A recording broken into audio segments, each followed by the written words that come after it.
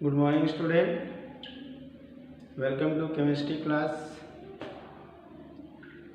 Yesterday we discussed about the classification of organic compound, in which we saw that there are two groups. One is the open chain organic compound, other is closed chain, and closed chain was also again further divided into homocyclic, heterocyclic, then homocyclic further divide into alicyclic and aromatic, and this way we classify the organic compound on the basis of open and closed chain. Now as we know that what is the reason of being large organic compound or existing large organic compound in environment? That is due to reason of catenation and tetravalency and smaller size of the carbon. Student, हम लोग कल जो है कि classification of organic compound तक पढ़ लिए और उसमें हमने ऑर्गेनिक कंपाउंड्स के पहले दो ग्रुप बनाए थे, एक ओपन चेन का बनाया था, एक क्लोज चेन का बनाया था। और क्लोज चेन के जो कंपाउंड थे उनको फर्दर डिवाइड किया था होमोसाइक्लिक, हेट्रोसाइक्लिक में। फिर होमोसाइक्लिक को हमने एलिसाइक्लिक और एरोमेटिक में डिवाइड किया था। उसके बाद हमने जो है कि ये भी बताया था कि इतने ढेर सारे जो large number of organic compound exist करते हैं, तो उसके पीछे का रीज़न क्या है? उसके पीछे का रीज़न यही है कि कैटिनेशन की एक प्रॉपर्टी कार्बन के अंदर होती है जिसको हम सेल्फ लिंकेज बोलते हैं, और दूसरा हमारा है जो tetravalency and smaller size of the carbon. आज स्टूडेंट हम लोग देखेंगे कि किसी कंपाउंड में अगर कितने बॉन्ड हैं, कितने प्रकार के बॉन्ड हैं, उनको जानेंगे। थोड़ी बेसिक चीज़ों पे चलेंगे जिनकी हमें आगे आवश्यकता है। तो हम लोग स्टूडेंट जानते हैं कि एक तो सिग्मा बॉन्ड होता है और एक जो होता है पाई बॉन्ड होता है। अगर दो ऑर्बिटल किसी एक्सिस पे अगर मिलते हैं तो वहाँ सिग्मा बॉन्ड बनता है, और अगर दो ऑर्बिटल किसी पैरेलल एक्सिस पे मिलते हैं तो वहाँ पाई बॉन्ड बनता है। और पाई बॉन्ड जो होता है वो वीक होता है, सिग्मा बॉन्ड जो होता है स्ट्रांग होता है। पाई बॉन्ड क्या होता है? वीक होता है, और सिग्मा बॉन्ड क्या होता है? स्ट्रांग होता है। क्लियर है? अब इसमें जो है कि हमें पता करना है सिग्मा बॉन्ड और पाई बॉन्ड कितने हैं। कोई कंपाउंड दे दिया गया, ठीक है, तो पहले एक क्वेश्चन के थ्रू देखते हैं कि how many sigma and pi bond. Question number 1, how many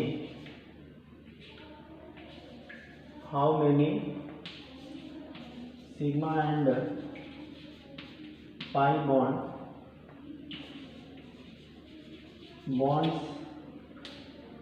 are present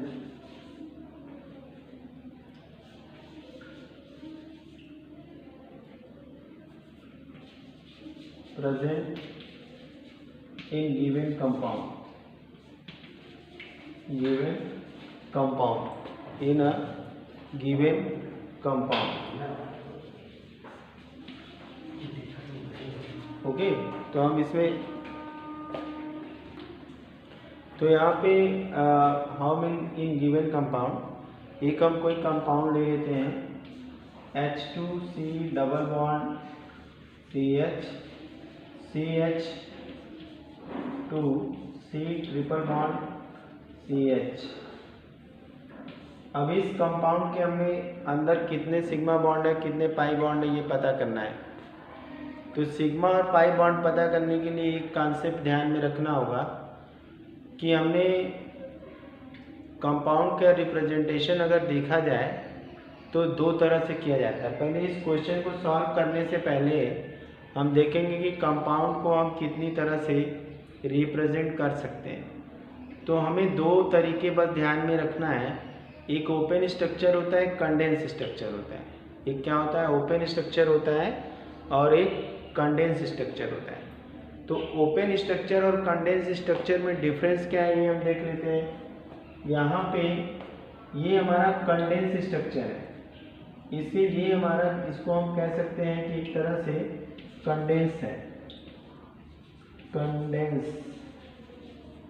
structure. क्या ये कंडेंस स्ट्रक्चर है।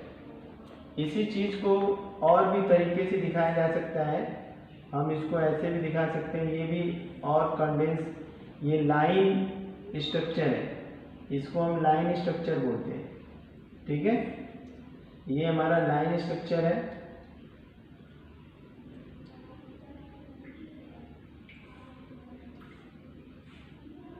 ठीक है, ये हमारा कंडेंस स्ट्रक्चर है, ये हमारा लाइन स्ट्रक्चर है, और इसी को हमने ऐसे ओपन कर दिया।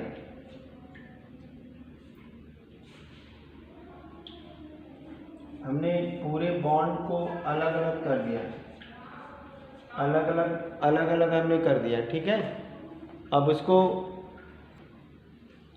तो यहाँ पे ये हमारा हो गया ओपन स्ट्रक्चर, इसको कहते हैं ओपन स्ट्रक्चर, ओपन स्ट्रक्चर।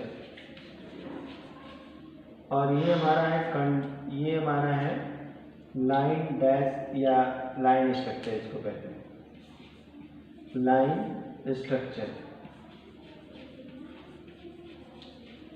ठीक है, अब हमें अगर पता करना है कितने सिग्मा कितने पाई हैं, तो हमें इस बात को ध्यान में रखना पड़ेगा कि हमें ये बॉन्ड, हमें जो है कि ये ओपन स्ट्रक्चर बनाने पड़ेंगे, और उस ओपन स्ट्रक्चर से हम पता कर सकते हैं कि यहाँ पे कौन से बॉन्ड हैं। ठीक है, तो एक चीज़ ध्यान में हमेशा रखना है कि जितना भी सिग्मा बॉन्ड होता है, जितना भी सिग्मा बॉन्ड होता है, वो सब के सब क्या होते हैं, अरे जितने सॉरी सिंगल बॉन्ड होंगे, जितने सिंगल बॉन्ड होंगे जहाँ जहाँ पे, वहाँ पे सिग्मा केवल होगा, और जहाँ डबल बॉन्ड होगा वहाँ पे एक सिग्मा एक पाई होगा। ठीक है, अब यहाँ पे हम देख लेते हैं, ये सारा सिंगल है तो ये सिग्मा हो गया, ये सिग्मा हो गया, ये सिग्मा है, ये सिग्मा है, यहाँ सिग्मा है, फिर यहाँ सिग्मा है, ये भी सिग्मा है, और ये भी सिग्मा है। तो सिंगल वाले हमारे सारे सिग्मा हो गए। अब जहाँ पे डबल बॉन्ड है वहाँ पे एक पाई और एक सिग्मा है, और जहाँ ट्रिपल बॉन्ड है वहाँ पे दो पाई, ठीक है, और एक सिग्मा है। ठीक है, अब कैलकुलेट कर लेते हैं कि टोटल सिग्मा बॉन्ड कितने हैं। 1 2 3 4 5 6 7 8 9। एक बार फिर से गिन लेते हैं, 1 2 3 4 5 6 7 8 9 10। यहाँ हो गए 10 sigma bond and 1 2 3 pi bond, pi bond. ठीक है, 1 सिग्मा एंड 3 पाई बॉन्ड। आई बात सुनिए, तो हम इस तरह से हम किसी भी कंपाउंड को ओपन करके उसके अंदर सिग्मा और पाई बॉन्ड को पता कर सकते हैं। ठीक है, अब इसको आप नोट कर लीजिए। अब इसके बाद हम एक नया क्वेश्चन लेंगे जिसमें हमें पता करना है, सपोज हमारा यही क्वेश्चन है, हमें पता करना है हाइब्रिडाइजेशन। ठीक है, इसको नोट कर लिया सबने, सिग्मा पाई बॉन्ड निकालना सब जान गए। हमें अगर सिग्मा पाई बॉन्ड निकालना है तो हमें इसको ओपन करना पड़ेगा। एक और कंपाउंड ले लेते हैं छोटा सा, ठीक है, ताकि आ जाए अच्छे से। एक और कंपाउंड लेंगे हम, यहाँ पे CH2 डबल बॉन्ड CH, यहाँ पे CH में C डबल बॉन्ड C, और then CH CH2 CH3।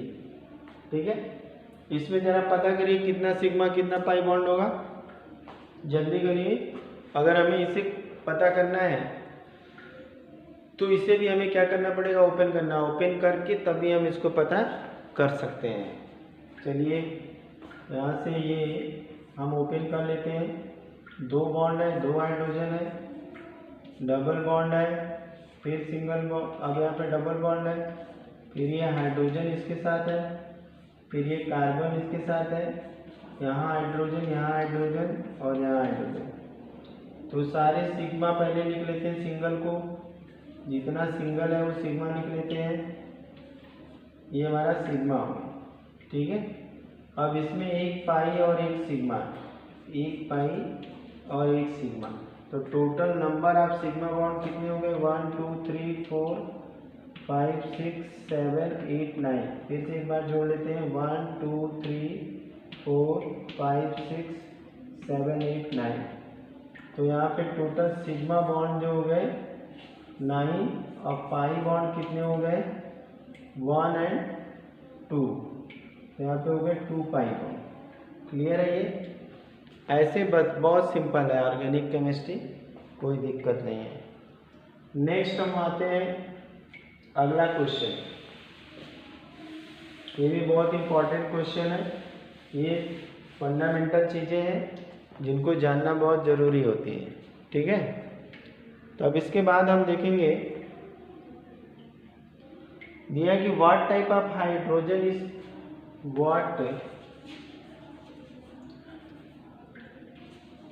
what type of hybridization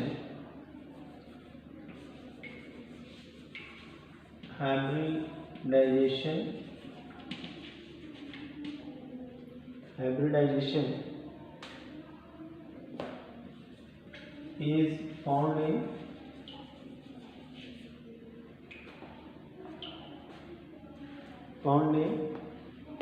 the following compound, found in the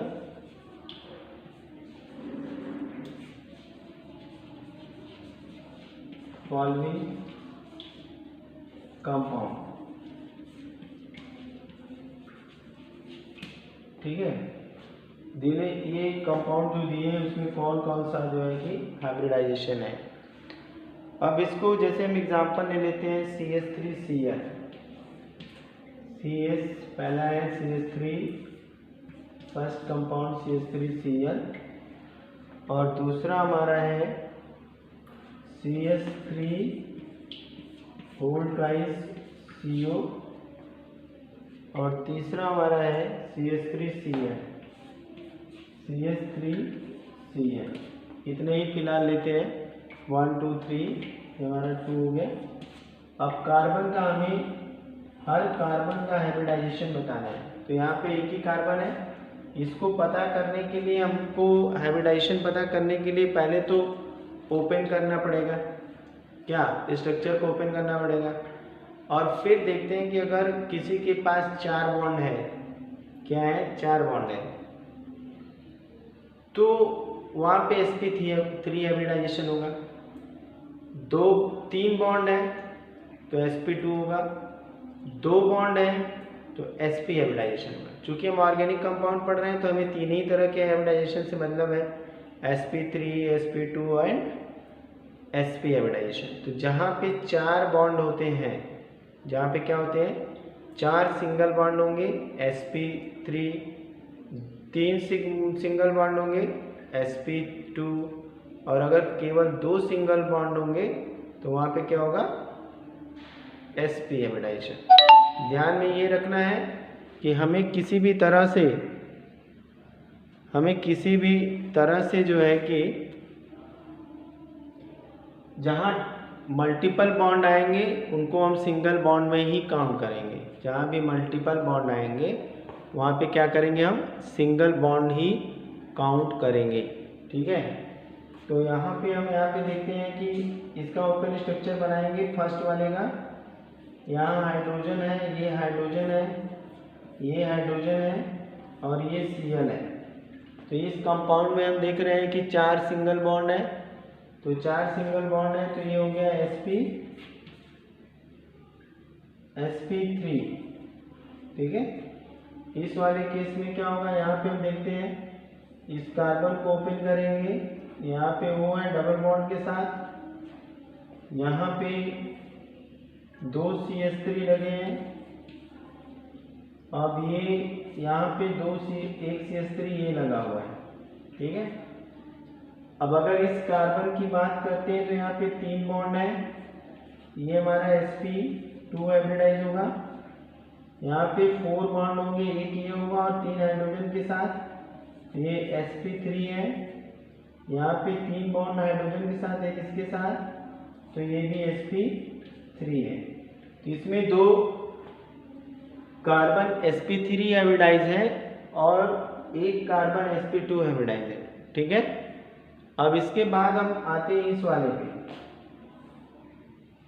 यहाँ पे 1 2 3 हाइड्रोजन लगे हुए हैं, ठीक है।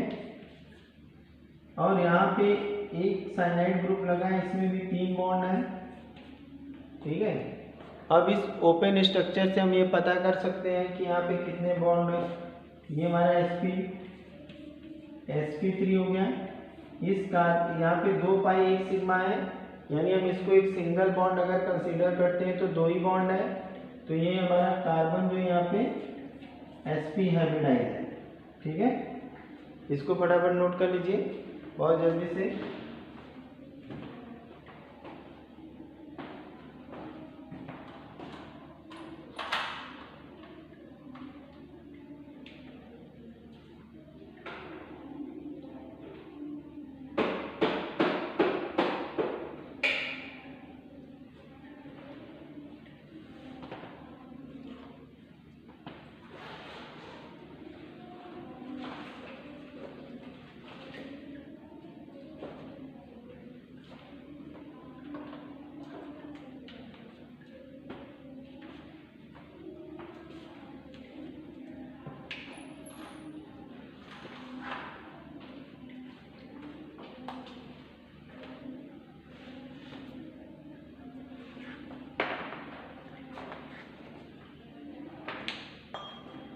नोट कर लिया सबने, आ गया सबको? ओके, फिर नेक्स्ट कंपाउंड हम देखो स्टूडेंट, अभी हम लोगों ने क्वेश्चन के माध्यम से ये जान लिया कि किस तरह से हम किसी गिवन कंपाउंड में हाइब्रिडाइजेशन हम कैलकुलेट कर सकते हैं, नंबर ऑफ बॉन्ड पता कर सकते हैं। अब क्वेश्चन ये होता है कि हम कंपाउंड को कितनी तरह से रिप्रेजेंट कर सकते हैं। अगर केमिस्ट्री में हमें देखना है तो हमें बेसिक चीज़ों को पहले ध्यान में देनी होगी। तो हमें कंपाउंड को बनाना, कंपाउंड का स्ट्रक्चर लिखना, फार्मूला लिखना, ये चीज़ें बहुत ज़रूरी है, आनी चाहिए। तो अब हम नेक्स्ट पोर्शन में हम लोग देखेंगे। अब इसके आगे क्वेश्चन के थ्रू जो हमने जान लिया कि हाइब्रिडाइजेशन कैसे पता करेंगे और किस तरह से जो है कि नंबर ऑफ बॉन्ड पता करेंगे, तो इन सब चीज़ों को अच्छी तरह से जानने के लिए हमें रिप्रेजेंटेशन ऑफ कंपाउंड आना चाहिए, ठीक है। तो यहाँ पे आ जाएगा रिप्रेजेंटेशन ऑफ, नेक्स्ट हेडिंग होगी हमारी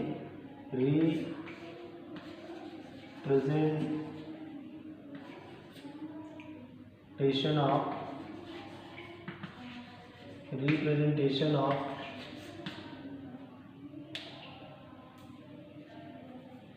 ऑर्गेनिक कंपाउंड, ऑर्गेनिक कंपाउंड। कैसे हम रिप्रेजेंट करेंगे ऑर्गेनिक कंपाउंड्स को? देखिए 3 तरीके होते हैं रिप्रेजेंट करने के लिए।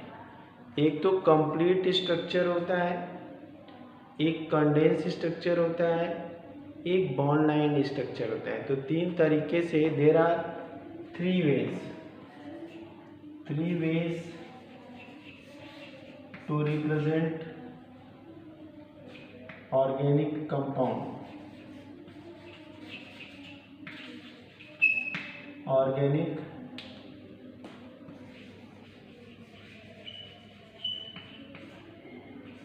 कंपाउंड, ठीक है। पहला हमारा है complete.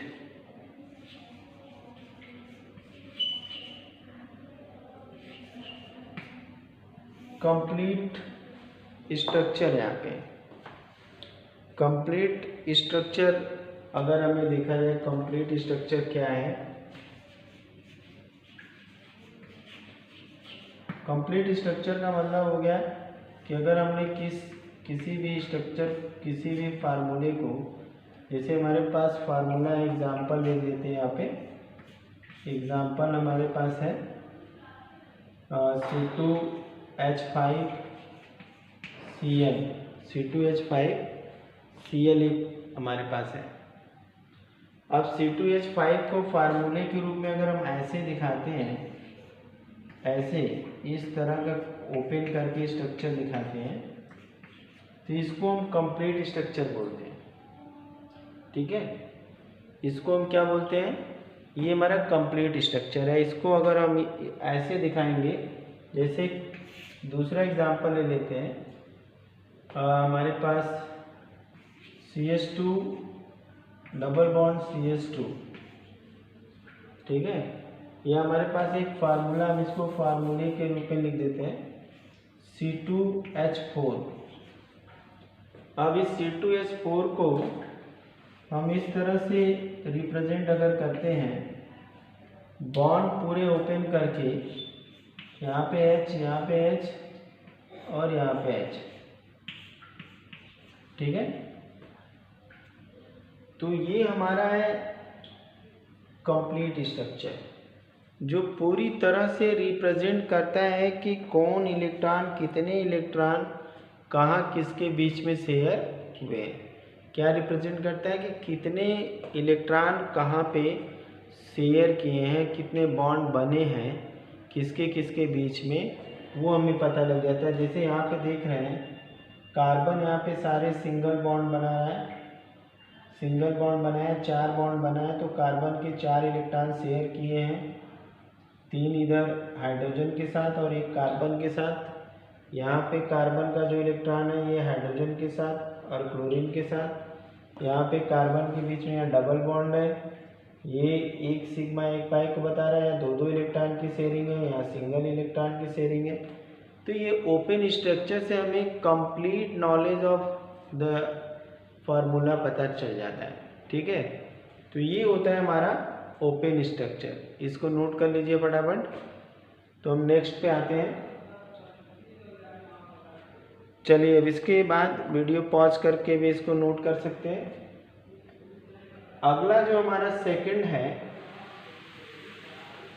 Condense structure. Condense structure, condense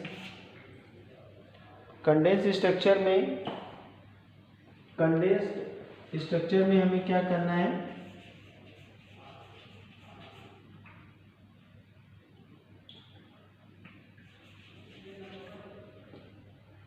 condense structure में यहाँ पे अगर हम देखें तो कोई फार्मूला अगर इस तरह से दिया हुआ है, सपोज जैसे कि C3H7Cl दिया हुआ है, तो ये तो हमारा मॉलिक्यूलर फार्मूला है, मॉलिक्यूलर फार्मूला,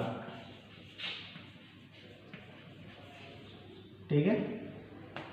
अब अगर हम इसको इस तरह से लिख दें CH3CH2Cl, अगर हमने इस तरह से दिखा दिया, कैसा दिखाया हमने?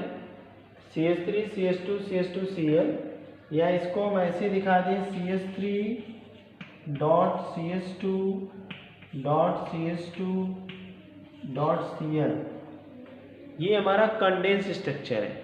अब हमें ये नहीं पता लग रहा है कि किन के बीच में कैसे बॉन्ड है, तो कंडेंस स्ट्रक्चर में जो हाइड्रोजन के साथ हमें उसमें बॉन्ड में स्ट्रक्चर दिख रहा था, वो बॉन्ड यहाँ नहीं दिख रहा है, कंडेंस हो गया। ठीक है, जहाँ स्ट्रक्चर इतनी जगह घेरे हुए था, अब उसको हमने इतने में दिखा दिया, तो ये हमारा हो गया कंडेंस स्ट्रक्चर। कंडेंस स्ट्रक्चर में क्या होता है कि बाकी के जो एलिमेंट्स होते हैं जैसे हाइड्रोजन वगैरह हैं उनको हम क्या करते हैं, बॉन्ड के साथ नहीं दिखाते हैं। जैसे यहाँ पे अगर देखा जाए तो ये हाइड्रोजन का बॉन्ड इस कार्बन के साथ है, 3 बॉन्ड जो कि दिख नहीं रहा है। यहाँ कार्बन कार्बन के बीच में बॉन्ड है, यहाँ कार्बन कार्बन के बीच में बॉन्ड है, यहाँ कार्बन Cl के बीच में बॉन्ड है। लेकिन यहाँ 2 कार्बन, यहाँ पे 2 हाइड्रोजन कार्बन के साथ जुड़े हैं, 2 हाइड्रोजन कार्बन के साथ जुड़े हैं। ठीक है, तो अब ये चीज़ें हमको नहीं दिख रही हैं, ये इसको हम कंडेंस स्ट्रक्चर बोलते हैं। बात समझ आ गई होगी। ओपन स्ट्रक्चर में क्या था कि सारे बॉन्ड हमने दिखा दिए, कोई भी बॉन्ड बचे नहीं, सारे बॉन्ड हमने दिखा दिए, वो हमारा कंडेंस स्ट्रक्चर। इसको और भी हम कंडेंस कर सकते हैं। इसको कंडेंस करने के लिए हम CH3 CH2 whole twice Cl लिख सकते हैं। ठीक है, ये और कंडेंस हो गया, ये क्या हो गया, और भी कंडेंस हो गया। ठीक है, तो इस तरह के जो स्ट्रक्चर होते हैं उनको हम कंडेंस स्ट्रक्चर कहते हैं। क्लियर है, हम इसे स्ट्रक्चर के थ्रू ही जान सकते हैं, इसमें कुछ लिखना नहीं है, समझना है। तो ये हो गया हमारा कंडेंस स्ट्रक्चर। चलिए अब नेक्स्ट आते हैं बॉन्ड लाइन। तीसरा, ये हमारा था दूसरा, अब हम तीसरे पे आएंगे, इसको नोट कर लिया। अब तीसरे पे हम आएंगे बॉन्ड लाइन। थर्ड हमारा यहाँ पे है bond line structure.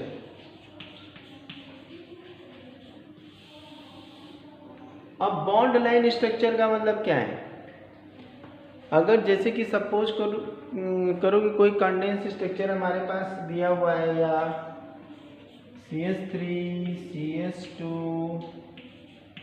CH CH3 CH2 CH2 CH3 दिया है,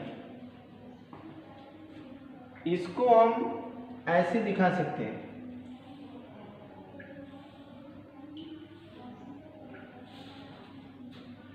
वन टू थ्री, 1 2 1 2 3 4 5 6। अब ये हमारा ये हमारा हो गया बॉन्ड लाइन स्ट्रक्चर।